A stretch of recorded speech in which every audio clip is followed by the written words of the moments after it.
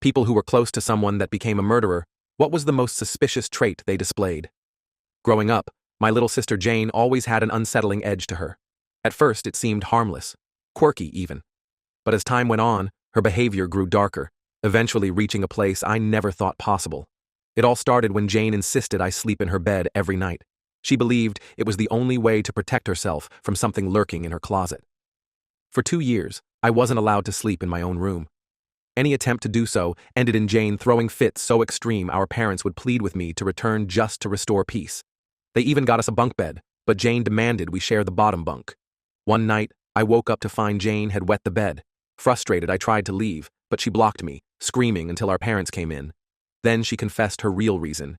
If it ever came, it would go after me first. She saw me not as a protector, but as a shield. That night, I locked myself in my room, refusing to go back. Over time, Jane's oddities escalated. She began pulling disturbing pranks, like tampering with my bike, claiming it was just for fun. Another time, she shoved me down the stairs and said she'd stumbled.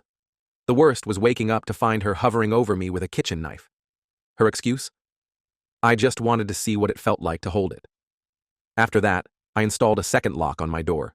I begged my parents to get Jane help, but they dismissed her actions as innocent mistakes or a phase. Deep down, I knew better. When I was 17, Jane finally crossed a line no one could ignore. We were home alone when she cornered me with a knife. I managed to lock myself in the bathroom and call for help. That was the breaking point. Jane was sent away to a facility for troubled youth, where she stayed for several years. When she was released, my parents tried to welcome her back into their lives. I wanted nothing to do with her. The last time I saw Jane, she gave me the same eerie look she used to give when we were kids. Then, she disappeared. 2 months later, her face appeared on the news. Jane had been arrested for taking 2 lives. The details of what she did after were too much to process, gruesome and unimaginable. She was sentenced to decades behind bars. My parents mourned the daughter they thought they knew. As for me, I can't help but wonder what might have happened if I hadn't called for help that day.